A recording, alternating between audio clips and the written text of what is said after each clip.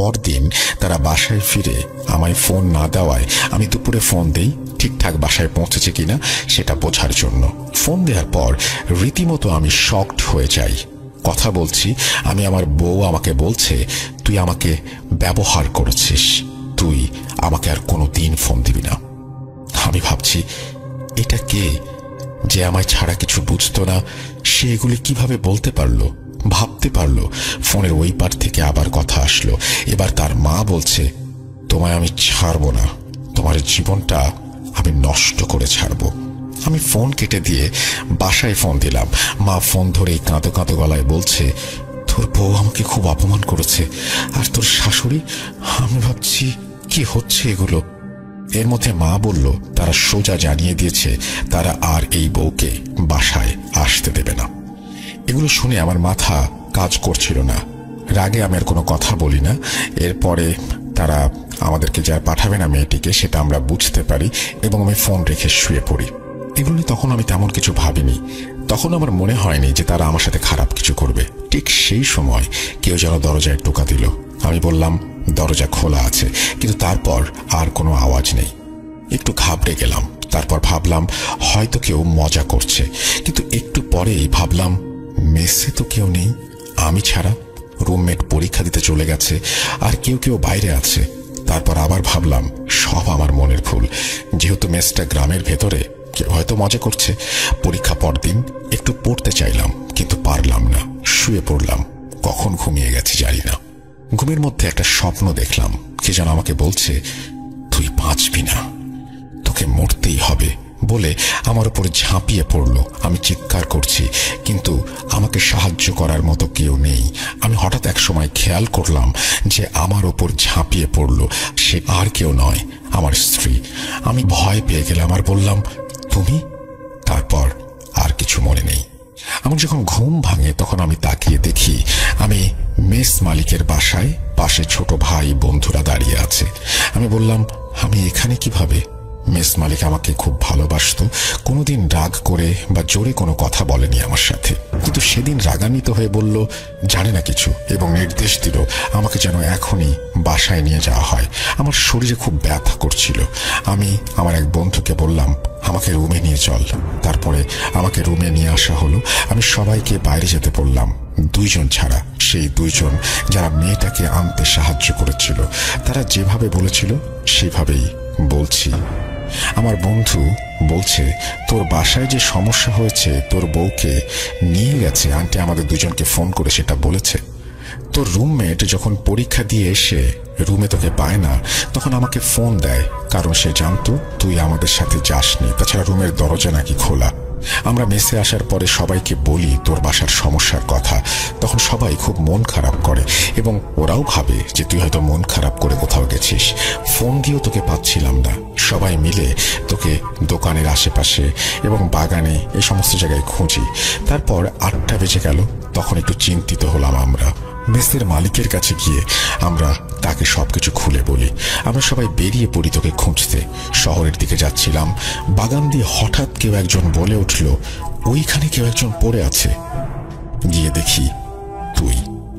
সবাই দেখি তোর চোখ একদম লাল, তোর মুখ ফ্যাকাশে। তোকে মেস মালিকের বাসায় নিয়ে যাই। এই বলে আমার বন্ধু বলল, তুই যে পথে যাচ্ছিস সেখান থেকে ফিরে আয়।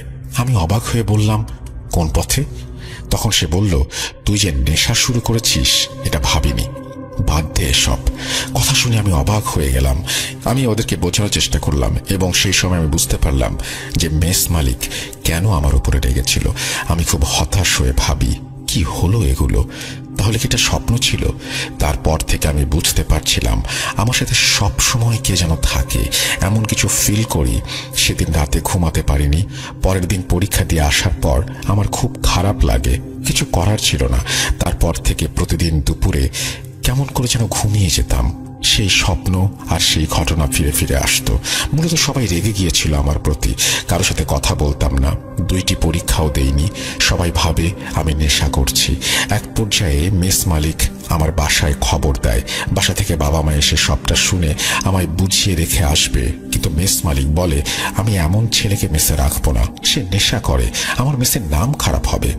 মা বাবা অনেক চেষ্টা করে অন্য মেসে রাখার জন্য, কিন্তু কেউ রাখতে চায় না, কারণ কলেজ সহ পুরো এলাকায় সবাই জানতো আমি নেশা করা শুরু করেছি। বাবা সব আশা ছেড়ে দিয়ে আমাকে বাসায় নিয়ে আসলো। আমি বাসায় সবটা বললাম। আমার সাথে এমন হয় তারা কেউ বিশ্বাস করে না, আমার কথা তারা কেউ আমলে নেয় না। তারা সবাই ধরে নেয় আমি নেশা শুরু করেছি। কি একটা অবস্থা! বিশ্বাস করবেন না, আমি নিজেকে অসহায় ভাবতে শুরু করি। বাসায় আসার পর 4 দিন কিছু হয়নি। 5 দিনের দিন রাতে আমি ফোন চাপছিলাম, হঠাৎ মনে হলো জানলা দিয়ে কিছু একটা ঢুকলো। আমি তেমন কিছু না ভেবে জানালা হালকা খোলা ছিল, বন্ধ করে দিলাম। এর কিছুক্ষণ পর মনে হলো কোনো একটা মেয়ে আমার টেবিলের পাশে দাঁড়িয়ে কাঁদছে। আমি প্রচন্ড রকমের ভয় পাই। রুমের আলো জ্বালিয়ে যেটা দেখতে পাই সেটা দেখার জন্য আমি প্রস্তুত ছিলাম না। আমি দেখলাম আমার স্ত্রী দাঁড়িয়ে কাঁদছে। ভয়ে আমি শীতল হয়ে যাই। কি বলবো, কাকে ডাকবো কিছুই বুঝতে পারছি না। আমার মুখ দিয়ে কোনো কথা বের হচ্ছে না। কান্না থামিয়ে হাসি শুরু করলো মেয়েটি। বলল, মরবি, তুই মরবি। আমি কি করব ভাবতে পারছিলাম না। হঠাৎ করে মায়ের ডাক শুনে শান্তি এলো মনে। তাকিয়ে দেখি সে নেই। মায়ের কথা শুনে দরজা খুলে দেখি মা বাইরে দাঁড়ানো। মা বলল, তোর দাদি খুব অসুস্থ, দেখে আসি চল। আমি বললাম, বাবা যাবে না? মা বলল, তোর বাবা আগেই গেছে। আমি ফোনের দিকে তাকিয়ে দেখি 11:49 মতো বাজে। কিছু না ভেবে মায়ের সাথে চলে গেলাম। দেখলাম মা দাদি বাড়ি না গিয়ে রাস্তা দিয়ে হেঁটে পুকুরের দিকে যাচ্ছে। বলে রাখা ভালো, আমাদের এদিকে আবাদি জমি নেই বললেই চলে, সব পুকুর। আমি মাকে ডাকতে ডাকতে পেছনে পেছনে যাচ্ছি। হঠাৎ মা আমাদের বাড়ির পাশে বাঁশ ঝাড়ে এসে থেমে বলে, দাদিকে দেখবি? বলে একটা বিকট হাসি দেয়। আমি মায়ের এমন আচরণ দেখে বললাম, তোমার কি হয়েছে মা, এমন করছো কেন? তখন মা বলছে, তোকে তোর বউয়ের কাছে রেখে যাচ্ছি, বলে আবার হাসতে শুরু করে। আমি ভয়ে ভয়ে মায়ের দিকে তাকিয়ে দেখি কি ভয়ঙ্কর সেই চেহারা। ওটা আমার মা না, আমার দাদি। একটু পিছনে এসে দেখি আমার শাশুড়ি। আমি আমার মাথায় হাত দিয়ে সেখানে বসে পড়ি। কিছুক্ষণ পর খেয়াল করলাম পাশে কেউ নেই। বাসার দিকে যাওয়ার জন্য চেষ্টা করছি, কিন্তু এর মধ্যে ঘটল আর এক ঘটনা। একটা মানুষ বাঁশের ওপর বসে আমার নাম ধরে ডাকছে। আমি আবার ভয়ে শিউরে উঠলাম। অবয়বটিকে দেখতে এমন ছিল 10 থেকে 12 ফুট উচ্চতার একটা মহিলা। চুলগুলো লম্বা, মাটিতে ঝুলে আছে এবং অনেকখানি বাঁশের সাথে পেঁচিয়ে আছে। আমি নিজেকে ধরে রাখতে পারলাম না, জ্ঞান হারিয়ে ফেললাম। জ্ঞান ফিরলে আমি আমার রুমে নিজেকে আবিষ্কার করি। আমি সবাইকে বলি কি হয়েছিল আমার সাথে। আমার সাথে ঘটা সব ঘটনা সবাই শোনে। বলে বউয়ের জন্য আমি পাগল হয়ে গেছি, আবল তাবল কথা বলছি। কিন্তু মা তো মা, আমার কথাটা সে বিশ্বাস করে। বাবাকে বলে, বাবা অনেক রেগে যায় আর গালাগালি করে। মা বাবাকে বলে, শোনো, ওর কথা বিশ্বাস করো, না করে কি করবে? গেটে তালা চাবি লাগিয়ে তোমার কাছেই রাখো, তাহলে ও ইচ্ছে হলে যে বাইরে যাবে তার আর উপায় থাকবে না। আর 2 দিন পর জ্ঞান ফিরল। বাবা সেটাও কেন যেন বিশ্বাস করতে চাইছিল না। সেদিন থেকে আমার খুব জ্বর আসে। 1 সপ্তাহ পার হলেও জ্বর ভালো হয় না। আমি কিছু খেতে পারতাম না, বমি হয়ে যেত। তখন আমার ওজন অনেক কমে যায়, আমি একদম রোগা হয়ে যাই। আমার ওজন ছিল 68 কেজি, সেই ওজন 53 কেজি হয়ে যায়। শরীরে হাড় ছাড়া কিছু ছিল না। মা এগুলো দেখে সহ্য করতে না পেরে আমার এক চাচা কবিরাজ ছিল, তার কাছে নিয়ে যায় চিকিৎসার জন্য। তিনি আমাকে দেখে বলেন, আগে নিয়ে আসেননি কেন? একদম শেষ হয়ে গেছে। আমাকে 2 দিন সময় দিন, কি হয়েছে জানাবো। আমরা বাসায় চলে আসি। সেদিন রাত থেকে কি কি ঘটেছে আমার মনে নেই। চলেন আমার মা যেভাবে বলেছে সেভাবেই শুনি। সেদিন যখন তোর চাচার কাছে নিয়ে আসি, রাতে তোর বাবা বাজার থেকে এসে তোকে দেখতে যায় তোর রুমে। তখন তুই নাকি তোর বাবাকে অনেক খারাপ ভাষায় গালাগালি করেছিস। তোর বাবা তোকে একটা থাপ্পড় মেরে রুম থেকে আসতে যাবে, তখন তুই নাকি মোটা গলায় বলেছিস, মারলি তো, মরবো তো, আমি এমনি মরবো। তারপর বাবা রুম থেকে রাগ করে বেরিয়ে আসে, আমাকে এসে সব কথা বলে। আমি তোর বাবাকে অনেক বুঝিয়ে ঘুমাতে পাঠাই। রাত 3টার দিকে একটা স্বপ্ন দেখে ঘুম থেকে জেগে উঠি। উঠে দেখি তোর বাবাও বসে আছে। জিজ্ঞেস করলাম কি হয়েছে। তোর বাবা বলল, স্বপ্ন দেখলাম, কি যেন বলছে তোর বড় ছেলেকে নিয়ে যাব, কেমন করে বাঁচাস দেখব। আমি হতাশ হয়ে তোর বাবাকে বললাম, আমিও এই স্বপ্নটাই দেখেছি। তখন তোর বাবা বলে, তোমরাই ঠিক ছিলে, কালোর চাচার কাছে যাব। তখন আমি বললাম, আমি তোমার ছেলেকে নিয়ে গিয়েছিলাম তোমার ভাইয়ের কাছে, 2 দিন সময় চেয়েছে সে। 2 দিন পর তোর বাবা আর আমি তোকে নিয়ে তোর চাচার বাসায় যাই, কিন্তু তুই কিছুতেই যেতে চাইছিলি না। তারপর হঠাৎ হাসি দিয়ে বললি, চল, কোথায় নিয়ে যাবি? কেউ কিছু করতে পারবে না, আমি মরবই। তারপর তোর চাচার বাসায় যাই। তোর চাচা যেটা বলে সেটা শোনার জন্য আমরা মোটেও প্রস্তুত ছিলাম না। তোর চাচা বলে, তোকে নাকি কালো জাদু করা হয়েছে, কিন্তু কে করেছে, কিভাবে করেছে সেটা সে বলতে পারবে না, আর সে কিছু করতেও পারবে না, কারণ সে যা জানে তা দিয়ে পেরে ওঠা সম্ভব না। তোর বাবা হতাশ হয়ে বলে, তাহলে কি কোনো উপায় নেই? তখন তোর চাচা বলল, সে একজন কবিরাজকে চেনে, তিনি অনেক বড় বড় কাজের সমাধান করেছেন। এই কথা বলার পর দেখি তুই পাশের রুম থেকে হাসছিস আর বলছিস, চল, কোথায় নিয়ে যাবি? এর মধ্যে তোর চাচার গলা চেপে ধরেছিস তুই। তোর চাচা কি যেন দিয়ে তোর মাথায় আঘাত করতেই তুই একদম থেমে গেলি। আমরা আর দেরি না করে তোকে নিয়ে সেই কবিরাজের বাসায় চলে যাই। কবিরাজ বলে, আমি এগুলো বাদ দিয়ে দিয়েছি, করি না। কিন্তু তোর চাচাকে দেখে আর তোর দাদার নাম বলার সাথে সাথে বলে, আমার বন্ধুর নাতি যখন বিপদে পড়েছে, সাহায্য তো করতেই হবে। তখন তোর চাচা সব খুলে বলে, আর বলে, তোর জিন বলেছে যে ওর সাথে কালো জাদু করা হয়েছে, কিন্তু এর বেশি আর কিছু জানতে পারেনি। তখন কবিরাজ বলল, একটু বসো তোমরা, আমি আসছি। 10-15 মিনিট পর কবিরাজ এসে বলল, তোমার ছেলে একটা মেয়েকে বিয়ে করেছে। আমি বললাম, হ্যাঁ, কিন্তু ডিভোর্সও হয়ে গেছে, আর ওরা ডিভোর্স লেটার পাঠিয়ে দিয়েছে। মা আমায় বলেছে, তোর কিছু মনে নেই, তোর ডিভোর্স পেপারের খবর তুই জানিসও না। মা আবার বলা শুরু করলো। কবিরাজ তখন বলল, হ্যাঁ, সব জানি আমি, ওর ওপর সত্যি কালো জাদু করা হয়েছে, আর এটা করা হয়েছে অনেক খারাপ ভাবে। আমি তখন বললাম, কে করেছে এই কাজ বলবেন? কবিরাজ বললেন, এখনো জানতে পারিনি, তবে জেনে যাব। ওর ওপর কালো জাদু করা হয়েছে, তাতে 2 খাসি বলি দিয়ে একটা খারাপ আর একটা শক্তিশালী জিনকে আহ্বান করা হয়েছে। ওকে মেরে ফেলার জন্য এসব করা হয়েছে, আর এতে ব্যবহার করা হয়েছে ওর মাথার চুল, শ্মশানের মাটি আর ওর ব্যবহৃত একটি জামা। এগুলো এক জায়গায় করে খাসির রক্ত দিয়ে 49টি তাবিজ পুঁতে দেওয়া হয়েছে। তোমরা ওকে নিয়ে বাসায় যাও, আমি 6 তারিখ তোমাদের বাসায় যাব। আর 2টি তাবিজ দিয়ে বলে, এগুলোর মধ্যে একটা ওর হাতে বেঁধে দাও, আর একটা দরজার সামনে রাখবে। তখন আমি বলি, ঠিক আছে, কিন্তু এই কাজ কে করেছে, আর আমার ছেলের চুল আর জামা কোথায় পেল তারা? তখন কবিরাজ বলে, সব 6 তারিখে জানতে পারবে। আমরা বাসায় চলে আসি, কিন্তু ভুল করে ফেলি একটা, সেটি হলো তাবিজ একটা হারিয়ে ফেলি, আর একটা তো কবিরাজ নিজেই তোর হাতে পরিয়ে দিয়েছিল, তাই ওটা তোর হাতেই ছিল। তোর চাচা বলে, ওর সাথে তো তাবিজ আছে, কিছু হবে না, আল্লাহ ভরসা। কবিরাজের বাসায় থাকতে তুই কোনো কথা বলিসনি। বাসায় আসার পর তোর চাচার কথা শুনে বিকট শব্দে হাসি দিয়ে গালি দিতে শুরু করলি। কিছু করতে পারবি না, যা যা, তোরা যা, আমার কোনো সমস্যা নেই। ভাবছিলাম তাবিজ দেয়া আছে, তাই কোনো সমস্যা হবে না, কিন্তু দ্বিতীয় তাবিজের কথা মনেই ছিল না। সকালেও তুই স্বাভাবিকভাবে খাবার খেলি, কিন্তু কে জানে দুপুরে এত বড় ক্ষতি হয়ে যাবে। দুপুরে তোর রুমে গিয়ে দেখি বিষের গন্ধে রুমে ঢোকা যাচ্ছে না। তোকে বললাম, কি করছিস তুই? তুই মোটা গলায় বললি, বিষ খেয়েছি। খাবি? বলেছিলাম না, নিয়ে যাব বলে হাসতে শুরু করলি।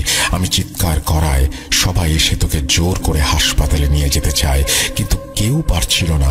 আল্লাহর অশেষ দয়ায় 25-30 জন লোক কাজ শেষ করে বাসায় ফিরছিল। তারা ধরাধরি করে তোকে নিয়ে যায় ডাক্তারের কাছে। যাওয়ার পর তোকে ওয়াশ করা হয়।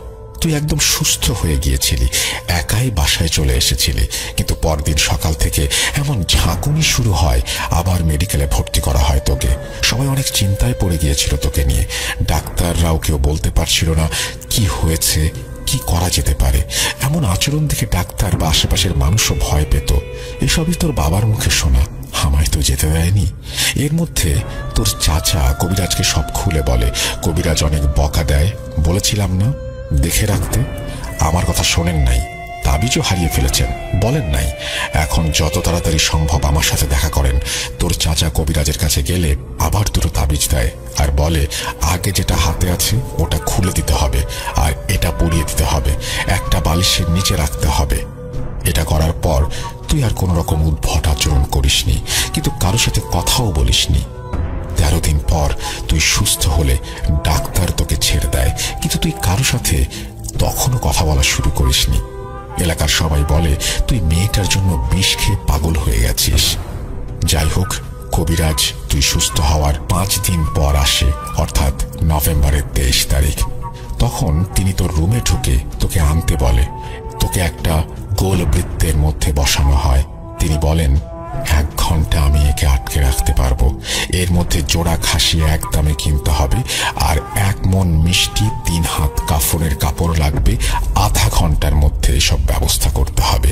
তোর বাবা যায় মিষ্টি আর কাফনের কাপড় আনতে, আর তোর মামা আসে। সেদিন তোর মামা বের হয় খাসি কিনতে। এর মধ্যে কবিরাজ তোর চাচাকে বলে তোর পেছনে বসতে আর আমাকে একটা সাইডে বসতে বলে। তারপর তোর ওপর সেই জিনটাকে হাজির করা হয়। জিজ্ঞেস করে তুই এই ছেলেকে ছেড়ে যেতে চাস কিনা, কেন এর ক্ষতি করছিস? তখন মেয়েলি কণ্ঠে তুই বললি আমার কাজ শেষ না হওয়া পর্যন্ত আমি যাব না। তখন কবিরাজ বলে তুই যাবিও এবং সব বলবিও। এই বলে ব্যাগ থেকে জমজম কূপের পানি বের করে কি যেন পড়ে ছিটিয়ে দেয়। তখন তুই বললি বেশিক্ষণ আটকে রাখতে পারবি না আমাকে, আমি বের হলে কি হবে জানিস তো? তখন কবিরাজ আবার পানি ছিটিয়ে দেয়, বলে বের হতো। আমি জানি তোকে কে পাঠিয়েছে, কিন্তু আমি তোর মুখ থেকে শুনবো। কিন্তু কবিরাজ কোনোভাবেই বলাতে পারছিল না। এর মধ্যে তোর মামা আর বাবা এসে পড়ে। 40 মিনিট লেগেছিল তাদের এগুলো জোগাড় করে নিয়ে আসতে। কবিরাজ সাথে সাথে তোর চাচাকে ইশারা করে। তোর চাচা তোর বাবার কাছ থেকে কাফনের কাপড় নিয়ে কিছু অংশ কেটে তোর চোখে বেঁধে দেয় আর খাসিটা তোর সামনে রেখে দেয়। বাকি কাফনের অংশে তোর নাম আর কি যেন লেখে এবং খাসির ওপর দিয়ে দেয়। তারপর সাথে সাথে তুই একদম ছোটাছুটি শুরু করে দিস। এর মধ্যে তোর চাচা 1 কোপে কাফনে জড়ানো খাসির গলা কেটে দেয়। তুই হাসতে হাসতে টলে পড়ে যাস। কবিরাজ সাথে সাথে তোকে তুলে বৃত্তের মধ্যে বসায়, তোকে তোর রুমে রেখে আসতে বলে। তিনি বলেন আর কোনো সমস্যা হবে না, ওকে নিয়ে যান। ওই জিন এখন বৃত্তের মধ্যে, এই খাসিটির ভেতর ওকে বন্দি করা হয়েছে, কোনো সমস্যা নেই। তোকে রুমে রেখে আসার পর দেখলাম কবিরাজ বোতলের মুখ আটকে বলল জিনটিকে এখানে বন্দি করা হয়েছে, তোমরা মুক্ত, তোমাদের ছেলের সাথে আর কোনো সমস্যা হবে না। কি ভাবছেন ঘটনা এখানে শেষ? না, আর একটু বাকি আছে। মা আবার বলছে। তখন আমি কে এটা জানতে চাইলাম কবিরাজের কাছে। কবিরাজ বলেন বলবো কি করেছে এই কাজ। তার আগে রুমের আলোগুলো বন্ধ করেন। কেউ এই রুমে প্রবেশ করলে সবাই সালাম দেবেন। তারপর 5 মিনিট পর তাকে জিজ্ঞেস করবেন কে এই কাজ করেছে। কবিরাজ কি যেন সব পড়লেন আর আলো বন্ধ করতে বললেন। আলো বন্ধ করার কিছু সময় পর সাদা জুব্বা পরা একজন লোক রুমে প্রবেশ করলো। আমরা সবাই তাকে সালাম দিলাম। তিনি মিষ্টি ভাষায় সালামের উত্তর দিলেন। তারপর 5 মিনিট পর তোর বাবা জিজ্ঞেস করলো আমার ছেলের সাথে এমন কাজ কে করেছে। তিনি বললেন তোর ছেলের শাশুড়ি। শুনে আমরা সবাই হতবাক হয়ে গেলাম, মানুষ এতটা নিষ্ঠুর। তোর বাবা আবার জিজ্ঞেস করলো তাহলে চুল আর জামা কোথায় পেল তারা? তখন তিনি বললেন তোরা মেয়েটাকে ভুল বুঝিস না, আর মেয়েটি তোর ছেলের মতোই কালো জাদুতে আসক্ত হয়ে গেছে। তার মা তাকে পুরো নিজের বশে নিয়ে এসেছে। মেয়েটি সত্যিই তোর ছেলেকে ভালোবাসতো। তোর ছেলের জামা আর চুল ওই মেয়েটি নিয়ে গিয়েছিল, আর অনেক কিছুই মেয়েটির কাছে ছিল, তার মা সব ফেলে দিয়েছে। এগুলো থাকার কারণে কাজটি খুব সহজে করাও গিয়েছে। ছেলের কাছেও মেয়েটির চুল আছে, ছেলের মানি ব্যাগে। জিনটি তোর ছেলেকে মারার জন্য ওই মেয়ের রূপ নিয়ে আসতো। লোকটি নিমিষেই এসব কথা বলে হারিয়ে যায়। তখন কবিরাজ বলে ওটা একটা জিন ছিল যেটা কবিরাজের সাথে থাকে। এগুলো শোনার পর সবাই একদম চুপ হয়ে যায়, কেউ কোনো কথা বলে না। কবিরাজ তার কাজ শেষ করে তাকে একটা তাবিজ দেয় আর 2 মাস গরুর মাংস খেতে বারণ করে। তাকে হাদিয়া দিতে গেলে মুচকি হাসি দিয়ে বলে লাগবে না, আমি কাজটা করতাম না, বাদ দিয়ে দিয়েছিলাম। সেগুলো কিন্তু আমার বন্ধুর নাতি, এই জন্যই করেছি। এই বলে কবিরাজ চলে যায় আর তোকে দেখে রাখতে বলে। মায়ের মুখ থেকে এগুলো শুনে আমি ভাবি আমার পছন্দ ছিল না, ভালো কথা, কিন্তু এগুলো করে আমাদের বিচ্ছেদ ঘটানোর খুবই কি দরকার ছিল? এগুলোর তো কোনো প্রমাণ থাকে না, তাই কোনো রকম অভিযোগও কারো কাছে করা যায় না। আমার বাবা ক্ষিপ্ত হয়ে তাদের ওপর কালো জাদু করতে চেয়েছিলেন, কিন্তু মা বলেন কি দরকার, যেটা ওরা করেছে আমরাও যদি তাই করি, আমার ছেলে তো বেঁচেই গিয়েছে। এটা মহাপাপ, আল্লাহ আমাদের মাফ করুন, কেউ যদি পাপ করে থাকে তাকেও মাফ করুন। যাব তো সাজেক যাওয়ার টাইমে যে ঘটনাটা হয় এটা হয়তো অনেকে জানেন, আমি জানি না। আমি ওই বাড়ি প্রথম আমার সাজেকের ট্যুর, এরপর আমরা আসলে বাসা থেকে কখনো কারো মনে টানে নাই, এরপর আমরা সাজেকের দিকে যাই ওই ঘটনার পরে। তো আমরা যখন যাচ্ছিলাম তো সেই টাইমে একটা জায়গাতে সবগুলো বাস থামছে এক সিরিয়ালে। তো অন্যান্য জেলা থেকে যে সমস্ত বাসগুলো আসছে সবগুলো একসাথে দাঁড়া করানো, ফজরের আজানের। তো আমরা জানি না যে কেন দাঁড়া করানো। তো সেই টাইমে আমরা জিজ্ঞেস করছিলাম যে কেন এখানে বাস কেন ওয়েট করতেছে। তখন এক কথা দুই কথাই শুনি যে এখান থেকে বাসগুলো সব ফজরের আজানের পরে তারপরে সামনের দিকে যাবে, খাগড়াছড়ির দিকে ঢুকবে আর কি। তো ওয়েট করতেছিল। তো ওই টাইমে আমার আপু ওয়াশরুমে যাবে, তো ওয়াশরুমে যাওয়ার জন্য সে নামে বাস থেকে। তো ওয়াশরুম থেকে আসার পরে দেখতেছে যে জিজু আর ইক্তিদার দাঁড়ানো। তো ইক্তিদার জিজুর কোলে। তো এমন টাইমে হুট করে ইক্তিদার তখনও কিন্তু ফজরের আজান পড়ে নাই, তারও আগে হুট করে ইক্তিদার ভাও ভাও এরকম বলে হাত দিয়ে একটা জায়গা দেখাইছে, আর সাথে সাথে ওর পুরো শরীর ঝাড়া দিছে, বলে মানে শরীর ঝাড়া দিয়ে উঠছে। তো আপু ভাবছে যে ওর হয়তো বা ঠান্ডা লাগতেছে। তো আপু জিজুরে বলতেছে যে ইক্তির আব্বু চলো আমরা বাসের ভিতরে চলে যাই, ইক্তিদারের হয়তো বা ঠান্ডা লাগতেছে। আবার সেই টাইমটা হয়তো বা নভেম্বর ডিসেম্বরের দিক ছিল, আমার আসলে টাইমটা ঠিক খেয়াল নেই, তবে হ্যাঁ ঠান্ডা ঠান্ডা ছিল ওয়েদার। তো বাসের মধ্যে চলে আসে। তো ছোট মানুষ আমরা আসলে বুঝি নাই যে ও আসলে কিছু দেখে ভয় পাইছে বা কিছু, আমরা জানি না। তো আমরা ওই টাইম পর্যন্ত আমরা কিছুই জানি না। এটা হচ্ছে জিজু আর সীমা অপুর সামনে এই ঘটনাটা, মানে আমার আপুর সামনে এই ঘটনাটা ঘটছে। তো তারা বাসে চলে আসে। তো বাস ফজরের আজানের পরে রওনা হয়ে আমরা খাগড়াছড়িতে নামি। খাগড়াছড়িতে নামার পর যেটা হয়, আমরা নেমে একটা খাবারের হোটেলে ঢুকি। ঢোকার সাথে সাথে হয় কি, ইক্তিদার একদম মানে হুট করে ও খিচনি দেওয়া শুরু করে। ঠিক আছে, ফার্স্টে হয় ওর শরীর হাত পা একদম ছেড়ে দিছে, এরকম হাত পা ছেড়ে দিছে। তো এই অবস্থাতে আপু ওরে কোলে নেওয়া, তো দেখতেছে যে ও খিচনি দিচ্ছে, মানে এটা আমাদের চোখের সামনে দেখা যে ওই এরকম ভাবে খিচনি দিচ্ছে। ওর হাত পা আমি দেখতেছি যে সোজা হয়ে গেছে, ওর মুখ দিয়ে লিটারালি ফেনা বের হওয়া শুরু করছে। আল্লাহ মাফ করুক, মানে এত ভয়ঙ্কর ছিল এই দৃশ্যটা আমাদের জন্য, এত কষ্টদায়ক ছিল যে একটা ছোট বাচ্চা ওর এরকম একটা সিন আমরা দেখতেছি ওই টাইমটাতে। তো আমরা তো ভয়ে শেষ, আল্লাহ আল্লাহ করতেছি, সূরা পড়তেছি, ফু দিচ্ছি, কি করবো আমরা ওই টাইমে। ওইখানে আমরা ফার্স্ট টাইম গেছি, আমরা জানিও না হসপিটাল কোন দিকে, কিচ্ছু বুঝতেছি না, মানুষজন একদম জড়ো হয়ে গেছে। এই অবস্থায় জিজু কি করলো, ওরে জ্যাকেট দিয়ে জাস্ট ধরে টাইট করে ঠান্ডার মধ্যে দৌড় দিছে বাইরের দিকে, যে ওরে হসপিটালের দিকে নিয়ে যাবে। তো ওই টাইমে একটা অটোওয়ালা তারে বলতেছে যে কোথায় যাবেন, তো বলতেছে যে হসপিটালে যে আমার বাচ্চার অবস্থা ভালো না। তো অটোওয়ালা, আল্লাহ ওনার ভালো করুক, ওই ভদ্রলোক উনি বলতেছে যে আমার অটোতে উঠেন, আমি আপনারে নিয়ে যাই। তো উনি হসপিটালে নিয়ে যায়। হসপিটালে নেওয়ার সাথে সাথে বাবুরে সাপোজিটার দেওয়া হয়, অক্সিজেন লাগানো হয়, ওর জ্বর একদম মাথায় উঠে গেছে এরকম অবস্থা। তো আফটার 3 or 4 hours বাবু একটু স্বাভাবিক হয়েছে। তো স্বাভাবিক হয়েছে, এদিক দিয়ে বিকেল হয়ে গেছে। তো আমরা তো আর তখন ব্যাকও করতে পারতেছি না। তো আমরা প্ল্যান করি যে পরের দিন সকালে আমরা ঢাকায় রওনা দিব, আমরা আর সাজেকের দিকে যাব না, খাগড়াছড়ি থেকে আমরা বাসার দিকে ব্যাক করব। তো বাবুকে নিয়ে আসছে হসপিটাল থেকে হোটেলে।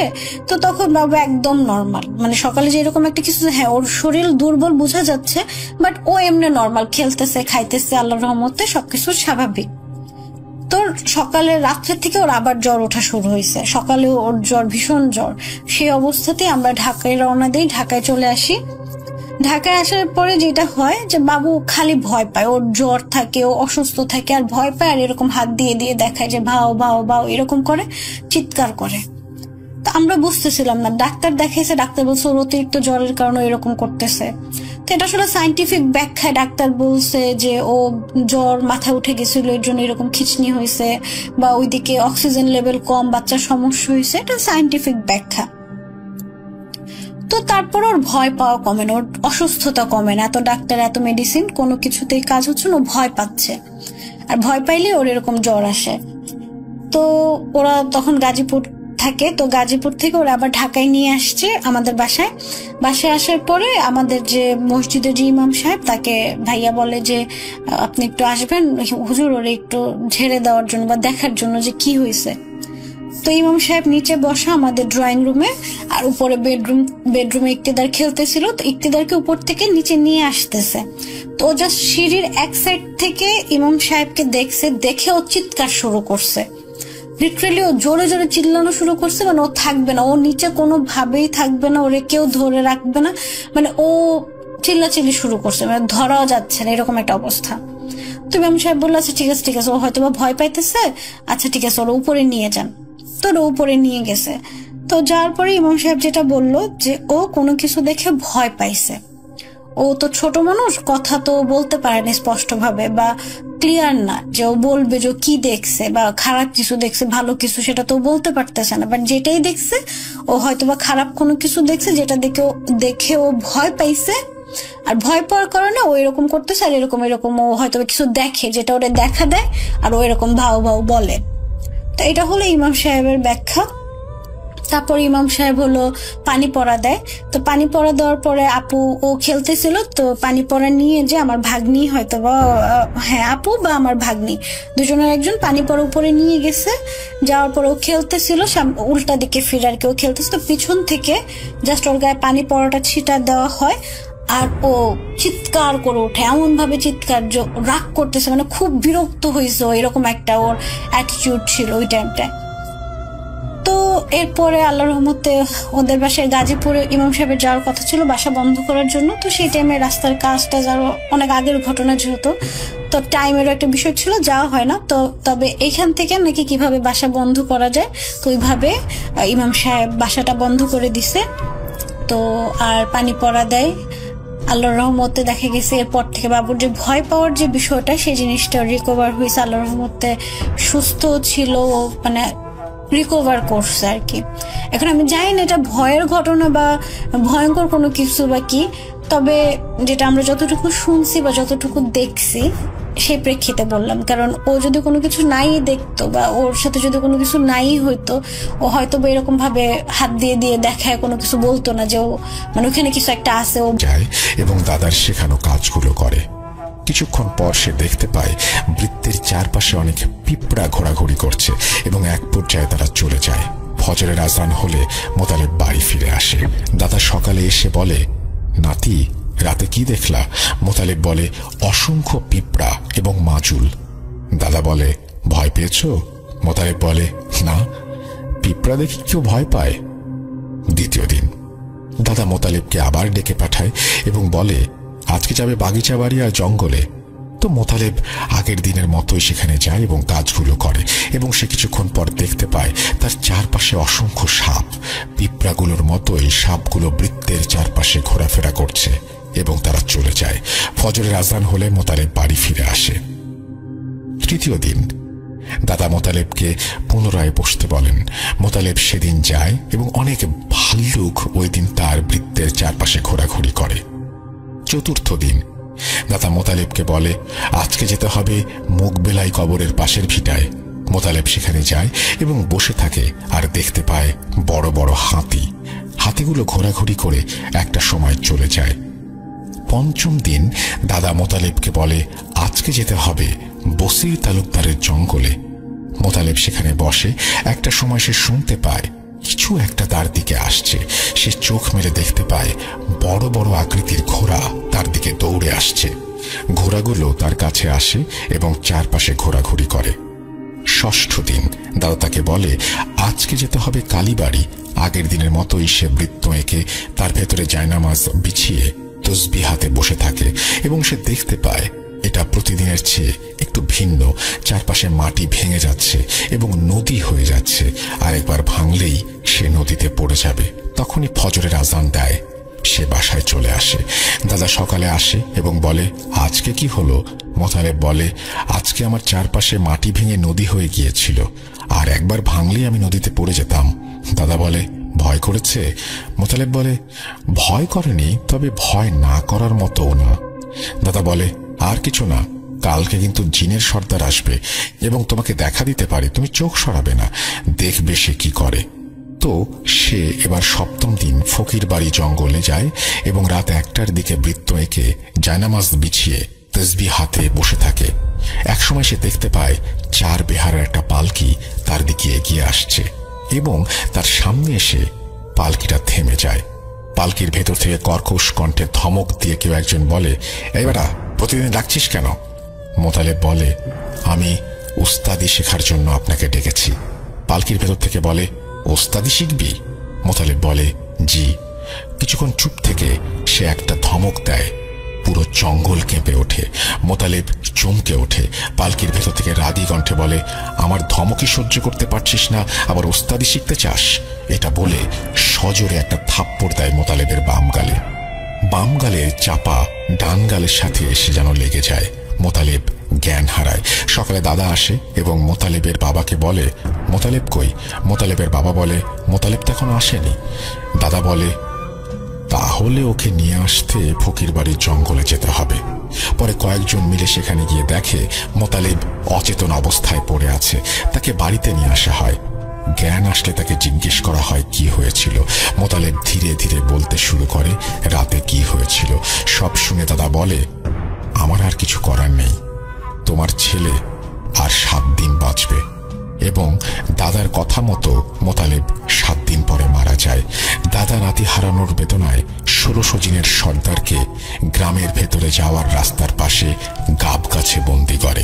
গ্রামের লোকজনকে বলে, শনিবার এবং মঙ্গলবার সাবধানে চলাচল করবে, এখানে 1600 জিনের সর্দার আছে। গ্রামের লোকজন বিশ্বাস করে না। এর মাঝ থেকে একজন বলে ওঠে, এখানে যদি সত্যি 1600 জিনের সর্দার থাকে তাহলে আমাদের দেখাতে হবে, তবেই আমরা বিশ্বাস করব। দাদা বলে, অমাবস্যা পূর্ণিমা রাতে দেখবা। তারপর অমাবস্যা পূর্ণিমা রাতে গ্রামবাসীকে নিয়ে গাব গাছের কাছে যায় এবং বলে, 1600 জিনের সর্দার দেখা দাও, গ্রামের লোকজন তোমাকে দেখতে চায়। তারপর গ্রামের লোকজন দেখতে পেল যে গাব গাছে 1 পা এবং পাশের তেঁতুল গাছে 1 পা দিয়ে বিশাল দেহের একজন মাথায় পাগড়ি পরে লাঠি হাতে দাঁড়িয়ে আছে এবং এর মাঝে আমার নানার দাদাও ছিলেন। ঘুমাই যাওয়ার পরে হঠাৎ করে আমি স্বপ্ন দেখছি যে আমার মামাতো বোনের সঙ্গে আমি খেলা করছি মাটির হাড়ি পাতিল দিয়ে। তো খেলা করার এক পর্যায়ে আমার মামাতো বোন নিজে খেলতে খেলতে আমার দিকে ঘুরে গেল, ঘুরে কেমন একটা হাসি দিল। তো রাসেল ভাই, আমি কিন্তু আগের কোনো স্বপ্ন মনে রাখতে পারিনি, তবে এই স্বপ্নটা আরো বেশ কয়েকটা স্বপ্ন আমি এখন পর্যন্ত মনে রেখেছি। তো আমি দেখছি যে আমার মামাতো বোন আমার দিকে ঘুরে হাসলো, হাসতে হাসতে তার 3টা আঙুল, এই বৃদ্ধা আঙুল, কনিষ্ঠ আঙুল এবং মাঝখানের যে আঙুল, এই 3টা আঙুল দিয়ে আমার কপালের মধ্যে জোরে চেপে ধরেছে। তো জোরে চেপে ধরার কারণে আমার কপালের মধ্যে যন্ত্রণা শুরু হয়েছে। তো এই যন্ত্রণা হইতে হইতে সাথে সাথে আমার ঘুমও ভেঙে গেছে। তো ঘুম ভাঙার পরেও আমি দেখছি যে কেউ নাই, মানে কাউকে আমি দেখতে পাচ্ছি না, কিন্তু কারোর হাতের স্পর্শ আমি অনুভব করছি যে কেউ আঙুল দিয়ে 3টা আঙুল দিয়ে আমার কপালের মধ্যে জোরে চাপ দিয়ে ধরে আছে, কিন্তু কাউকে আমি দেখতে পারছি না। আর ওই মুহূর্তে আমি নড়াচড়াও করতে পারছি না, কোনো মুখ দিয়ে আওয়াজও বের করতে পারছি না। শুধু চোখ দিয়ে দেখতে পারছি যে আমার আম্মু আমার থেকে একটু দূরে শুয়ে আছে। তো এমন অবস্থায় থাকতে থাকতে থাকতে থাকতে আমার মাথা খুবই যন্ত্রণা করতে করতে শুধু চোখ দিয়ে পানি বের হচ্ছে, আর কিছুই করতে পারছি না। এমন অবস্থায় থাকতে থাকতে হঠাৎ করে এক সময় জিনিসটা আমাকে ছেড়ে দেয়, আর আমি সাথে সাথে জোরে চিল্লাই কেঁদে উঠি। সাথে সাথে আম্মু এসে আমাকে আবার বুকের মধ্যে নিয়ে ঘুম পাড়াইয়ে দেয়।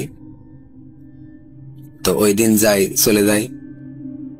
তো আমি তখন এতটাই ছোট ছিলাম, মানে বুঝতাম না, 6-7 বছর বয়স ছিল। রাসেল ভাই বুঝতে তো পারছেন, বুঝতাম না যে এই জিনিসগুলা আম্মু আব্বুকে জানাইতে হয় যে এরকম ভয় পাইছি বা এরকম কিছু আমি অনুভব করছি, এটা আম্মুকে জানাইতে হবে। ভয় পেতাম কিন্তু নিজের মধ্যে রাখতাম।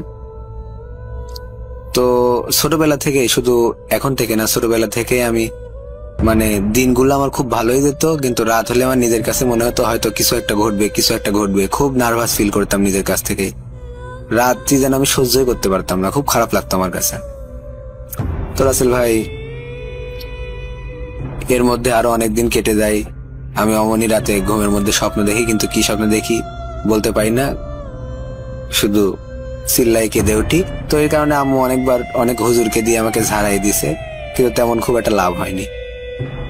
তো রাসেল ভাই, এমন অনেকদিন মাঝখানে কেটে যাওয়ার পরে আরেকদিন রাতে, সম্ভবত সেটা চাঁদ রাত ছিল, কোন একটা উৎসব ছিল, সম্ভবত চাঁদ রাতই হবে। তো পাশে মামা বাড়ি থাকার কারণে মামা মেয়ে বা আরো ছেলে পেলে ছিল, ওদের সঙ্গে খেলাধুলা করে এসে সন্ধ্যার পরে খেয়ে দিয়ে ঘুমাই গেছি। তো রাসেল ভাই, আপনি জানবেন কিন্তু যে গ্রামে সাধারণত খুব তাড়াতাড়ি ঘুমিয়ে যায় সবাই। আরো এটা যেহেতু অনেক আগের সময়ের কথা, তো বেশি মানুষ রাত জাগতো না। যারা এশার নামাজ পড়ে তারা নামাজ পড়ে ঘুমাইতো, আর যারা নামাজ পড়তো না তারা এশার আজান চলতো ওই অবস্থায় শুয়ে পড়তো। তো সম্ভবত কোন একটা উৎসবের রাতই হবে সেদিন। আনন্দ করছি, আনন্দ করে অমন খেয়ে দিয়ে রাতে শুয়ে পড়ছি। এই শুয়ে পড়ার কারণে, শুয়ে পড়ার পরে তো রাসেল ভাই আগে বলে রাখি যে আমার একটা পুতুল ছিল। এখনকার বাচ্চারা যেমন, তাদের এখন আধুনিক যুগ, অনেক খেলনা বের হয়েছে, পুতুল নিয়ে খেলা তারা খুব কমই খেলেছে। মোবাইল নিয়ে পড়ে থাকে বা আরো অনেক জিনিস নিয়ে তারা পড়ে থাকে। তো আমাদের সময় রাসেল ভাই পুতুল ছিল, তুলা দিয়ে তৈরি করা পুতুল ছিল। তো এই পুতুল নিয়ে খেলাধুলা করতাম। তো আমার একটা পুতুল ছিল কালো কালারের, অনেক সুন্দর। পুতুলটা আমার খুব প্রিয় ছিল। পুতুলের দুইটা চোখ পুঁতি দিয়ে আঁকানো, পুঁতি দিয়ে গাঁথা দুইটা চোখ ছিল, আমার খুব ভালো মনে আছে, এখনো আমার চোখের উপর ভাসে। তো যাই হোক, সে পুতুলটা পরিত্যক্ত হয়ে গেছিল। পুতুলটা মানে নষ্ট হয়ে যাওয়ার কারণে, তুলামুলা বের হয়ে যাওয়ার কারণে আম্মু ওটা ফেলাই দেয়। তো যাই হোক, ওই পুতুলটা কিন্তু তখন আমার ঘরে ছিল না। তো হঠাৎ করে আমি ওই দিন রাতে যখন খাওয়া দাওয়া করে ঘুমায় পড়ছি, আনন্দ ফুর্তি করে এসে ঘুমানোর পরে প্রায় হয়তো মাঝরাত হবে, তখন হঠাৎ করে আমি স্বপ্ন দেখছি যে আমার বুকের উপরে ওই সেই পুতুলটাই বসে আছে, তার দুইটা হাত আমার বুকের উপর জোরে চাপ দিয়ে। তো ঘুমের মধ্যে আমার খুব অসহ্য ফিল করতে করতে করতে করতে বুকে যন্ত্রণা এবং সাথে সাথে আমার নিঃশ্বাস বন্ধ হয়ে যাওয়ার উপদ্রব, এরকম একটা অবস্থা, নিঃশ্বাস নিতে পারছি না। তো স্বপ্নের মধ্যে এমন করতে করতে আমার সাথে সাথে স্বপ্ন ভেঙে যায় রাসেল ভাই। স্বপ্ন ভেঙে যাওয়ার পরও কিন্তু আমি দেখছি ওই পুতুলটা আমার বুকের উপর বসে আছে। আমি তখন স্পষ্ট, মানে আমি স্বপ্নের মধ্যে না, স্বপ্ন ভেঙে গেছে অলরেডি। আমি দেখতে পাচ্ছি আমার আম্মু আমার পাশে শুয়ে আছে, কিন্তু সেই দিনের মতো, গত দিনের মতো আমি কোনো চিল্লাপাল্লা করতে পারছি না, কোনো আওয়াজ করতে পারছি না, নাড়াচাড়াও করতে পারছি না নিজে কোনো শরীরের অঙ্গ। দেখছি আম্মু ওই কোনায় শুয়ে আছে, আর ওই জিনিসটা আমার বুকের উপর ওইভাবে চেপে ধরে আছে। তো রাসেল ভাই, আরেকটা জিনিস, যেদিন আম্মু আমাকে বুকের মধ্যে নিয়ে ঘুমাইতো সেদিন কিন্তু আমি কোনো স্বপ্নও দেখতাম না বা এই ধরনের কোনো কিছু আমার সাথে কোনোদিনও হয়নি। কিন্তু যেদিন একটু দূরে আমার থেকে শুয়ে ঘুমাইতো, খুব বেশি দূরে তো না, একই খাটে আমরা শুইতাম আম্মু আর আমি, ছোট ছিলাম আমি, হয়তো মাঝে 1 হাতের ডিস্টেন্স এমন হয়তো, আম্মু এমন একটু 1 হাতের ডিস্টেন্স এমনই দূরত্ব হবে শুয়ে আছে পাশে, ওই জিনিসটা আমার বুকের উপর চাপ দিয়ে বসে আছে। তো এক পর্যায়ে আমার নিঃশ্বাস বন্ধ হয়ে যাচ্ছে, এমন হইতে হইতে আমার চোখ দিয়ে পানি ঝরছে অঝরে, কিন্তু আমি কোনো আওয়াজ করতে পারছি না। আমার মনে হলো যে আজকে রাতই হয়তো আমার শেষ রাত। চাউলের মিলে ধান ভাঙা। তো তখন অটো মিল ছিল না। যেই মালিকের চাউল মিলে কাজ করত সেই মালিকের দিনের বেলা আবার ধানের জমিতে কাজ করত। ওই মালিকের আর এমদাদুল চাচার বাড়ি লাগালাগি গ্রাম হওয়ায় দিনের বেলায় কাজ করত। তো এরকম কাজ করেই তার সংসার চলছিল। রাতের বেলা যেভাবে কাজ করত সেটা হলো, চাউল মিলে 2-3 দিনে 300 মণ ধান শুকাতো, আর সেটা এক রাতেই চাল বের করতে হতো। তবে 300 মণ ধান ভাঙতে 1 রাত লাগতো না, যদি ঠিক মতো কারেন্ট থাকে। আবার কোনো সমস্যার কারণে 200 মণ ধান চাতালে শুকাতে দেওয়া হয়। এই 200 মণ ধান ভাঙার জন্য সন্ধ্যাবেলা গেলে 2টা-3টার মধ্যেই হয়ে যেত। যে রাতের ঘটনা, সে রাতটা ছিল শীতকাল। কোনো কারণে সেদিন 200 মণ ধান ভাঙার কথা ছিল। তো সেদিন তিনি সন্ধ্যার সময় ধান ভাঙতে শুরু করলেন। ঠিক মতো কারেন্ট থাকার ফলে 2টা-2:30টার মধ্যেই ধান ভাঙা শেষ হয়ে গেল। তিনি ঠিক করলেন যে সকালবেলা পর্যন্ত দেরি না করে এখনই বাড়ির পথে রওনা দেবেন, কারণ যে মালিকের চাউল মিলে ধান ভাঙত সেই মালিকের ধানের জমিতে পানি দিতে হবে। আর ভোরবেলা মেশিন স্টার্ট করলে বিকেল হতে হতে পানির সেচ হয়ে যাবে। এতে করে ঘুমানোর সময়টা একটু পাবেন তিনি। যেই কথা সেই কাজ, রওনা দিলেন বাড়ির উদ্দেশ্যে। বলে রাখা ভালো যে তিনি অনেক সাহসী।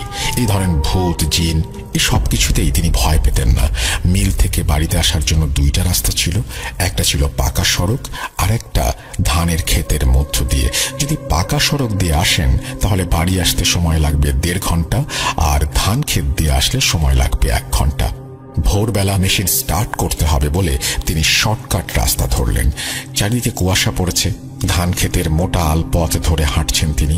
বিশাল ধান ক্ষেত, সেই মাঠের মাঝে একটা পুকুর আছে, আর পুকুর পাড়ে একটা গাছ আছে যেখানে হিন্দু সম্প্রদায়ের মানুষ পূজা করে। ওইটার কাছাকাছি আসতে শুনতে পেলেন দূর থেকে একটা ঝনঝন করে আওয়াজ আসছে। আর চারিদিক থেকে কুয়াশা পড়েছে বলে আগুনের গোলা ওপর থেকে পড়ছে সেটা বোঝা যাচ্ছে। কে জানি লম্বা প্রায় 10-12 ফিটের মতো হবে একজন মানুষ আসছে। ওইটা মানুষ হবে কিনা জানি না, তবে মানুষ যে আসছে বা মানুষের মতো কিছু একটা সেটা বোঝা যাচ্ছে। মাথার অংশ থেকে আগুন বের হচ্ছে। যে আলপথে দিয়ে এমদাদুল চাচা যাচ্ছেন সেই রাস্তা ধরে সে আসছে। এমদাদুল চাচা থমকে দাঁড়ালেন। এমদাদুল চাচা যেখানে দাঁড়ালেন সেখানে তার ডান পাশে 40 ফিট দূরে ওই পুকুর আর গাছ অবস্থিত।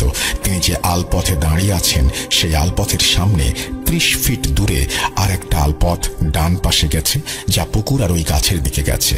তিনি ওই অল্প 30 ফিট দূরেই দাঁড়িয়ে পড়েছেন।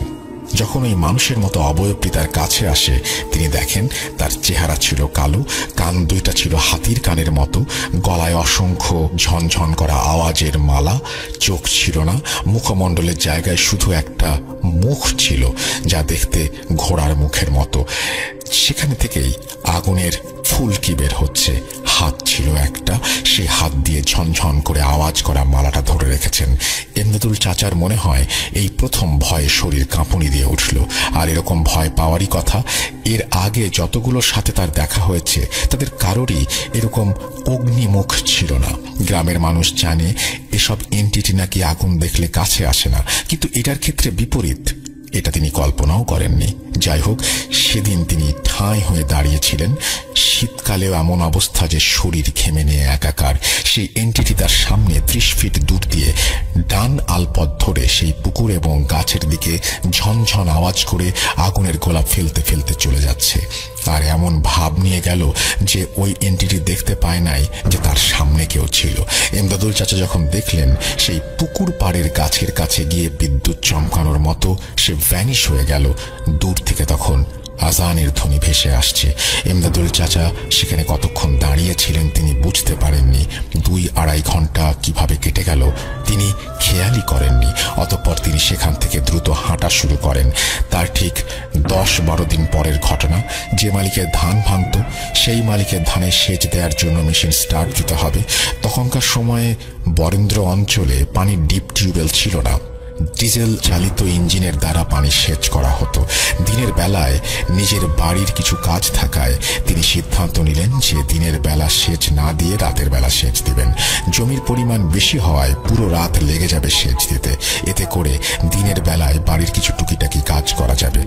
যেখানে মেশিন সেট করা হবে সেখানকার বর্ণনা দেই। এমদাদুল চাচা যে মালিকের কাজ করত ওনার বাড়ি ছিল আমাদের পাশের গ্রামে। আগেই বলেছিলাম ওই গ্রাম আর আমাদের গ্রামের মাঝখানে সেই জমিগুলো ছিল। আর ওই জমির পাশে একটা পুকুর ছিল, আর পুকুর পাড়ে কবরস্থান ছিল। ওই কবরস্থানের পাশেই নলকূপ স্থাপন করা ছিল। যাই হোক, তিনি সন্ধ্যার আগেই মেশিন স্টার্ট দেন। তারপর তিনি ঘুরে ঘুরে সব জমির আলপথগুলো কেটে দিলেন। সব শেষে রাতের খাবারের জন্য তার বাড়িতে আসলেন। খাওয়া দাওয়া শেষ করে যখন তিনি যাবেন তখন তার 4 বছরের বাচ্চা তার পেছনে লেগেছে। সেও যাবে তার সাথে। অনেক কিছু বোঝানোর পরেও বাচ্চা যাবেই, কি আর করা, তিনি সাথে নিয়ে গেলেন। আর হ্যাঁ, সেই মেশিন রাখার জায়গাটা বাঁশের বেড়া দিয়ে ঘেরা, ওপরে খড়ের চালা, 2 চালা বিশিষ্ট। সেখানে একটি বুড়ি এন্টিটি দেখা যেত। ইমদাদুল চাচা সেটা আগে ভাগেই জানতেন। এর আগেও অনেকবার পানি সেচ দিতে গিয়ে মুখোমুখি হয়েছেন। তবে ওই বুড়ি শুধু মজার ছলে ভয় দেখানোর চেষ্টা করত। বুড়িটি দেখতে ছিল খুবই জীর্ণ শীর্ণ, কঙ্কাল প্রকৃতির, ধপধপে সাদা। ইমদাদুল চাচা তার ছেলেকে সেই মেশিন ঘরে নিয়ে গেলেন। কিছুক্ষণ বসে থাকার পর ছেলে ঘুমিয়ে পড়ল। ছেলেকে সেই মেশিন ঘরে শুইয়ে রেখে ধানের খেতে গেলেন, জমিতে পানি ঠিক মতো দেয়া হচ্ছে কিনা দেখতে। জমির সব আলপথ ঘুরে ঘুরে দেখছেন। ঠিক তখনই তার কানে মেশিন ফেল করার আওয়াজ আসলো। তিনি বুঝতে পারলেন মেশিনের পানি ফেল করেছে। তিনি তাড়াতাড়ি মেশিন ঘরে আসলেন। এসে দেখেন মেশিন বন্ধ। তিনি ভাবছেন মেশিন ফেল করলে তো শুধু পানি উঠবে না, মেশিন তো বন্ধ হবে না। কিন্তু মেশিন বন্ধ হলো কিভাবে? আর ছেলে তো ঘুমিয়ে আছে। হঠাৎ দেখলেন ঘরের চালা নেই। তিনি জানতেন এটা বুড়িজির কাজ, কারণ এর আগে বুড়ি এইভাবে চালা উড়িয়েই ভয় দেখাতো। বুড়ি এন্টিটি বলেছিল যে যখন আমি এখান থেকে কোথাও যাব তখন এই মেশিন ঘরের চালা উড়িয়ে নিয়ে যাব, আবার যখন আসব তখন চালাটা উড়িয়ে নিয়ে আসব, ভয় যেন না করা হয়। এটা ভাবতেই খুব ঝড় শুরু হলো। আর সেটা কেবল সেখানেই ঝড়ের মতো বাতাস বইতে শুরু করলো। ইমদাদুল চাচা বুঝতে পারলেন যে বুড়ি আসছে। আর বুড়ি তার সামনে ভাসমান অবস্থায় এসে বলল, কিরে ভয় পেয়েছিস? চাচা বলল, ভয় পাবো কেন, কিন্তু এরকম করা কি উচিত? আমার ছেলেকে নিয়ে এসছি। বুড়ি বলল, আচ্ছা ঠিক আছে, আর হবে না। তখন ইমদাদুল চাচা রাগান্বিত হয়ে বললেন, তুমি এরকম চালা উড়িয়ে নিয়ে যাচ্ছ, মেশিন বন্ধ করছো কেন? তখন বুড়ি বলল, আমি কিছু করিনি রে, আমার এক নাতি এসেছিল, সে এরকম করেছে। তোর সাথে নাকি দেখা হয়েছিল কয়েকদিন আগে, তাই সে মজা করে এমনটা করেছে। তখন ইমদাদুল চাচা বলল, তোমার নাতি আবার কে? কোন দিন দেখা হয়েছিল আমার সাথে?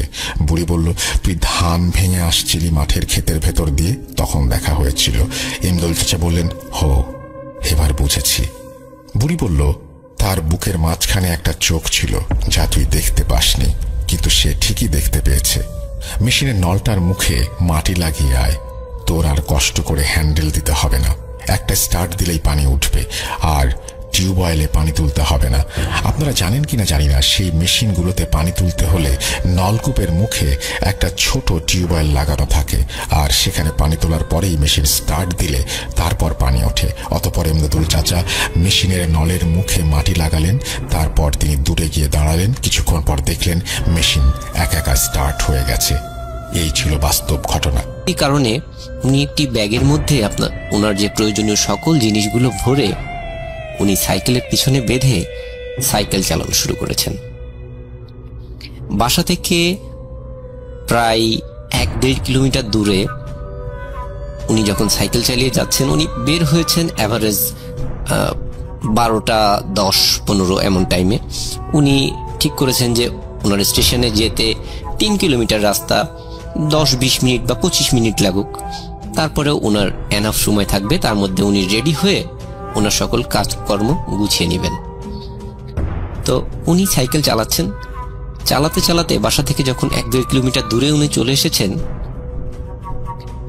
স্টেশনের পার্টি মানে যেটির উপর দিয়ে ট্রাকগুলোর উপর দিয়ে ট্রেন চলে এমন একটি জায়গায় চলে এসেছেন, এবং ওই ট্রাকের পাশেই একটি ডাস্টবিন আছে অনেক বড়। ওই ডাস্টবিনে লোকজন ময়লা ফেলে, শহরের ময়লা ওখানে ফেলা হয়, আশপাশে যাদের বাড়ি আছে ওনারা ফেলেন। উনি ওই ডাস্টবিনের পাশ দিয়ে যখন সাইকেল চালিয়ে যাচ্ছেন, ঠিক ডাস্টবিনের ওখানে আসলে ওনার সাইকেলের টায়ার হঠাৎ পাংচার হয়ে যায়। উনি বুঝতে পারেন না যে কেন পাংচার হয়ে গেল। তারপরেও রাস্তায় কোনো জিনিস অনেক সময় ফেলানো থাকতে পারে, যেটির উপরে সাইকেল উঠলে কিন্তু পাংচার হয়ে যেতে পারে। তো উনি তেমন একটা কিছু না মনে করেই ওখান থেকে ক্রস করে যাওয়ার চেষ্টা করলেন। তখন কিন্তু বাইরে অনেক ঠান্ডা এবং অনেক কুয়াশা পড়েছে।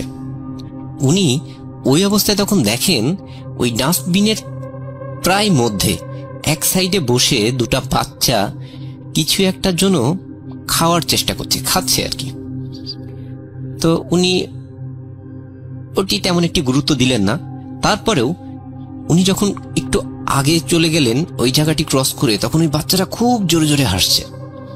এটি দেখে উনি আরো অবাক হলেন। উনি তখন সাথে থাকা একটি টর্চ লাইট ছিল, ওনার টর্চ লাইটটি অনেক বড় এবং ব্যাটারি চালিত টর্চ লাইট, 3 ব্যাটারির। উনি ওই টর্চ লাইটটি ওখানে মারলেন, মেরে দেখেন ওখানে কেউ নাই। হতেই পারে যে বাচ্চারা অন্য সাইডে কোথাও বা ডাস্টবিনের অপর সাইডে গিয়ে হাসাহাসি করছে, হতেই পারে। উনি এটিকে তেমন গুরুত্ব না দিয়েই উনি স্টেশনের দিকে হাঁটতে শুরু করলেন। যেহেতু উনি হেঁটে যাচ্ছেন, ওনার একটু দেরি হয়ে গেছে, আর রেল লাইনের পাশ দিয়ে হেঁটে যাওয়া একটু কষ্টকর, উনি মোটামুটি টাইমের একটু আগে গিয়ে স্টেশনে পৌঁছালেন। তাড়াহুড়ো করে ওনার সাইকেলটি স্টেশনের ভিতরে একটি জায়গায় রেখে লকটক দিয়ে ওনার ব্যাগেজগুলো নিয়ে উনি ট্রেনে উঠলেন। চালকরা যে জায়গায় আর কি ট্রেন চালায় ওই কেবিনের মধ্যে উনি উঠলেন। আপনারা হয়তো অনেকেই জানেন, ট্রেন কিন্তু একজন লোক চালায় না, ওনার সাথে আরও কিছু সহযোগীরা থাকেন। তো ওনার সাথে আর 1-2 জন আছে যারা বিভিন্ন কাজ করে দেয়, এমন লোক আর কি। তো উনি গিয়ে দেখে তারা অলরেডি চলে এসেছে। বাইরে প্রচন্ড শীত। ওনার ওই অবস্থায় তাড়াহুড়ো করে আসা দেখে ওনারা একটু রেগেমেগে গিয়ে, কি ব্যাপার, আপনি আসতে এত দেরি করলেন, হ্যান ত্যান বিভিন্ন রকম কথা ওনাকে বলছেন। তো উনি বললেন যে আসলে এই ব্যাপার, আমার সাইকেল নষ্ট হয়ে গিয়েছিল, এই কারণে আমি কিন্তু আসতে পারিনি, তারপরেও অনেক দ্রুত আমি আসার চেষ্টা করেছি। ঠিক শিডিউল টাইম অনুযায়ী ওনারা ট্রেন চালু করলেন। ট্রেন চলছে। স্টেশন থেকে প্রায় 70 কিলোমিটার দূরে ওনারা চলে এসেছেন। বাইরে পরিবেশ কিছুই দেখা যাচ্ছে না, এমন কুয়াশা, এবং ওনাদের অনেক বেশি ঠান্ডা লাগছে। ওনারা অনেক শীতের কাপড় টাপড় পরে তারপরে আছেন ওখানে। আর ট্রেনের মধ্যে আপনারা জানেন যে বিভিন্ন খাওয়া দাওয়া করা যায়, চা, বিভিন্ন বিস্কিট, বিভিন্ন রকম জিনিস, আপনি যা চাইবেন তাই পাওয়া যায়, এমন একটা অবস্থা। তারপরেও যেহেতু ওনারা নাইট টাইমে ট্রেন চালাবেন, উনি বাড়ি থেকে ওনার কিছু পছন্দের শীতের পিঠা সাথে করে নিয়ে এসেছিলেন।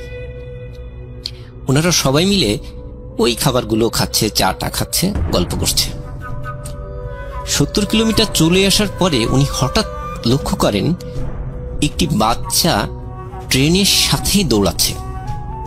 উনি হঠাৎ এটি দেখে মারাত্মক অবাক হয়ে যান যে আসলে ট্রেন তো অনেক স্পিডে চলছে, এই স্পিডে বাচ্চাটি কিভাবে ছুটছে, এবং বাচ্চাটির বয়স অ্যাভারেজ 4 থেকে 5 বছর এমন, সেটি একটি বাচ্চা মেয়ে। এটি উনি খুবই অবাক হয়ে যান দেখে। এরপরে উনি আবার একটু যদি ভালো করে দেখতে যান, দেখেন না, ওখানে তো কেউ নাই। উনি এই কথাটি কিন্তু ওই যে সাথে আর কয়েকজন ছিল ওনাদের সাথে প্রথম পর্যায়ে শেয়ার করেন না। উনি আবার সামনের দিকে দেখতে থাকেন, আবার ওনারা গল্প করতে থাকেন, নিজেদের কাজে আবার ব্যস্ত হয়ে যান।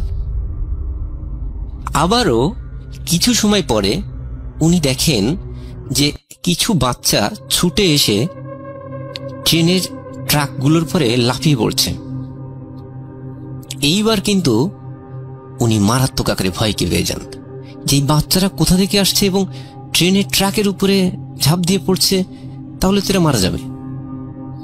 উনি তখন ওনার সাথে থাকা যে লাইটটি ছিল ওই লাইটটি নিয়ে ট্রেনের দরজা দিয়ে ঝুলে লাইট মেরে দেখার চেষ্টা করেন।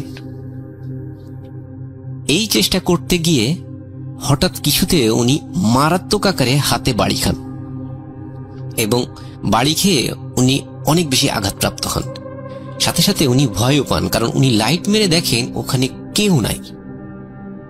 উনি সাথে সাথে ভিতরে চলে আসেন, এবং ওনার সাথে থাকা যে লোক আর যারা ছিলেন ওনারা বলেন, কি ভাই, আপনার কি আজকে মাথাটা খারাপ হয়ে গেছে? কি আপনি কি দেখছেন? ট্রেনের এই নিচে টিচে এইভাবে ঝুলে ঝুলে লাইট মারছেন, এই যে হাতে আঘাত পেলেন, কি অবস্থা কি আপনার? উনি তখন বলেন যে আমি এই এই জিনিসগুলো দেখেছি। তখন ওনার সাথে যারা ছিলেন ওনারা খুব হাসি তামাশা শুরু করেন এবং বলেন যে আপনার তো আসলে মাথার সমস্যা হয়ে গেছে, আপনি পাগলের ডাক্তার দেখান। বাচ্চারা ট্রেনের সাথে দৌড়াবে, আবার ট্রেনের ভিতরে এসে লাফ দিয়ে পড়বে, তাও এত রাত্রে। এখন রাত কয়টা বাজে আপনি দেখেছেন ঘড়িতে? এত রাত্রে কোথায় পাবেন বাচ্চা? আপনার মাথার সমস্যা। উনি মনে করলেন হ্যাঁ আসলে হতেও পারে, ওনার কোনো ক্ষেত্রে কোনো প্রবলেম হচ্ছে হয়তো। উনি একপাশে একটা জায়গায় যেয়ে বসে থাকলেন, এবং ওনার সাথে আর যারা ছিলেন ওনারা কিন্তু ওনার কাজগুলো সবাই মিলে ভাগ বাটোয়ারা করে করতে থাকলেন। প্রায় 1-1.5 ঘন্টা পরে অনেকের ঝিমঝিম অবস্থা, অনেকে ঘুমিয়ে পড়েছেন, কিন্তু ওনার কোনোভাবে টেনশনে ঘুম আসছে না। উনি সামনের দিকে তাকিয়ে বসে আছেন, হঠাৎ লক্ষ্য করেন সামনে একটি বাচ্চা ছুটে আসছে এবং তার হাতে একটি লাল ফ্ল্যাগ। সে প্রচন্ড জোরে, মানে ট্রেন তো সামনের দিকে প্রচন্ড জোরে যাচ্ছে, আর সেই বাচ্চাও ততটা স্পিডে ট্রেনের সাথে অ্যাক্সিডেন্ট করার জন্য ছুটে আসছে। মনে হচ্ছে যে বাচ্চাটি লাল সাইন দেখিয়ে ট্রেনকে থামাতে চাচ্ছে, আবার পাশাপাশি সে ট্রেনের চাকা নিচেও পড়তে চাইছে, এমন একটা মনোভাব। এবং ট্রেনের সামনে যে আলোটি আছে, ওই আলোটিতে ওই বাচ্চাটির মুখ কোনোভাবে বোঝা যাচ্ছে না, শরীরটি কোনোভাবে বোঝা যাচ্ছে, কারণ বাইরে অনেক কুয়াশা। উনি কি করবেন না করবেন ওনার মাথায় কাজ করছে না। ওনার সাথে যারা ছিল ওনাদের উনি কিল ঘুষি মারছেন যে ওঠেন ওঠেন ওঠেন, দ্রুত ওঠেন, দেখেন কি হয়ে যাচ্ছে। কিন্তু ওনাদের ঘুম কোনোভাবেই ভাঙছে না। উনি কি করবেন না করবেন কিছুই বুঝতে পারছেন না। উনি খুব জোরে ট্রেনের হর্ন চেপে দেন এবং ব্রেক করেন, যার ফলে ওনার সাথে আরো যে কয়জন ছিল ওনারা খুব লাফ দিয়ে ঠেলে ওঠে। কি করছেন ভাই, এই বলতে বলতে তারা লাফ দিয়ে ঠেলে ওঠেন এবং ওনাকে গালাগাল করতে থাকেন। কি ব্যাপার, আপনি ফাঁকা রাস্তায় হর্ন দিচ্ছেন এবং ব্রেক চাপলেন কেন? আপনারা জানেন ট্রেন ব্রেক করলে বেশ কিছুটা দূরে গিয়ে ট্রেন থামে। তো উনি আসলে মাথায় কোনো কিছুতে কাজ করছিল না। ট্রেন যখন থেমেছে উনি সাথে সাথে ট্রেন থেকে নেমে ছুটে পিছের দিকে চলে আসেন এবং উনি দেখার চেষ্টা করেন যে আসলে কি হয়েছে, ওখানে কেউ আসলে ক্ষতিগ্রস্ত হয়েছে কিনা। ওনার এই পাগলামি আচরণ দেখে ওনার সাথে আর যে কয়জন ছিল ওনারাও নেমে ওনার পাশপাত যান যে আসলে উনি একটু আগে আঘাতপ্রাপ্ত হয়েছেন, উনি উল্টাপাল্টা করছেন, ওনার আসলে কোনো সমস্যা হচ্ছে কিনা, কোনো ক্ষেত্রে কোনো হ্যালোসিনেট হচ্ছে কিনা। ওনারা এইসব ভেবে ওনার পাশপাত ছোটেন। ওনারা পাশপাত ছুটে গিয়ে দেখেন যে উনি ট্রাকের পরে অজ্ঞান হয়ে পড়ে আছেন। এরপরে ওনারা ধরাধরি করে ওনাকে আবার ট্রেনের মধ্যে নিয়ে আসেন। পানি টানি দিলে উনি আবার সেন্সে ফিরে আসেন। আবার ট্রেন চলা শুরু হয়। এই করতে গিয়ে ট্রেনের কিন্তু শিডিউলে বেশ কিছুটা ঘাটতি হয়ে যায়, অনেকটা লেট হয়ে যায়। ওনারা এইবার ট্রেনটি কিন্তু আরো একটু জোরে চালানোর চেষ্টা করেন, কারণ ঠিক সময়তে পৌঁছানোর জন্য এই টাইম গ্যাপটি ফিল আপ করার জন্য ওরা একটু জোরে চালানোর চেষ্টা করেন। ট্রেন চলছে, চারিপাশে খোলা মাঠ, একটা বিলের পাশ দিয়ে ট্রেনটি চলছে এবং একটা পর্যায়ে গিয়ে একটা সেতু আছে, একটা সেতুর উপর দিয়ে ট্রেনটি যাবে। এমন একটি পজিশনে গিয়ে ঘটে অদ্ভুত একটি কাণ্ড। ওই ট্রেনের ড্রাইভিং এ যারা ছিলেন, মানে ওই রুমের মধ্যে যারা ছিলেন, তারা সবাই লক্ষ্য করেন বেশ অনেকগুলো বাচ্চা তারা সেতুতে ওঠার আগেই একটা প্লেসে দাঁড়িয়ে আছে এবং রাত তখন 3:30-4টার কাছাকাছি এমন একটা সময়। ওই বাচ্চারা ট্রাকের পরে লাফ দিয়ে পড়ছে, হাত পা ট্রাকের পরে দিয়ে দিচ্ছে যাতে তারা ট্রেন তাদের হাত পায়ের উপর দিয়ে চলে যায়, তারা মারা যায় বা আত্মহত্যা করার চেষ্টা করছে। এটি দেখে ওই রুমের মধ্যে যারা ছিলেন, যারা ট্রেন অপারেট করছিলেন, তারা সবাই মারাত্মক ভয় পান। তখন ওনারা বুঝতে পারেন যে আসলে উনি এর আগে যে ঘটনাগুলো বলছিলেন সেইগুলো আসলে সত্য। ওনারা সবাই মিলে চেষ্টা করে বিভিন্ন রকম হর্ন দিয়ে চিল্লায়ে বিভিন্ন রকম ভাবে ওই বাচ্চাগুলোকে নিবৃত করার চেষ্টা করছিলেন, কিন্তু আসলে কোনোটাই কিছু হয় না। ওনারা ইমার্জেন্সি ট্রেনের ব্রেক করে এবং ট্রেনের ব্রেক করার সাথে সাথে ওই জায়গায় একটি দুর্ঘটনা ঘটে। আসলে ব্যাপারটি হচ্ছে, দুর্ঘটনা ঘটার কারণ ওখানে ট্রেন লাইনটি কাটা ছিল। ওই দুর্ঘটনা ঘটার কারণে ওই ট্রেনের প্রায় 3 জন লোক মারা যায় এবং ড্রাইভিং যারা করছিলেন, যারা ট্রেনটি অপারেট করছিলেন, ওনাদের ভিতর থেকে 2 জন চাকরচ্যুত হন। আমার সাথে ঘটনাটি যিনি শেয়ার করেছেন উনিও চাকরিচ্যুত হন। পরবর্তীতে ওনার অনেক মেন্টাল সমস্যা তৈরি হয়। উনি অনেক ডাক্তার দেখিয়েছেন, বিভিন্ন জায়গায় গিয়েছেন, বিভিন্ন তাবিজ কবজ নিয়েছেন, কিন্তু ওনার কোনোভাবেই কোনো সমস্যার সমাধান হয়নি। উনি ঘুমালেই দেখতে পান কিছু বাচ্চারা ছুটে এসে ট্রেনের নিচে পড়ছে, তাদের হাত পা কেটে চারিদিকে চলে যাচ্ছে, ট্রেনের সামনে রক্ত রক্ত হয়ে যাচ্ছে, ওনার রুমের ভিতরে রক্ত রক্ত হয়ে যাচ্ছে। এটি দেখে উনি আত্মচিৎকার করে ঘুম থেকে উঠে যান। অনেক বছর ধরে ওনার সাথে এই ঘটনাগুলো ঘটছে।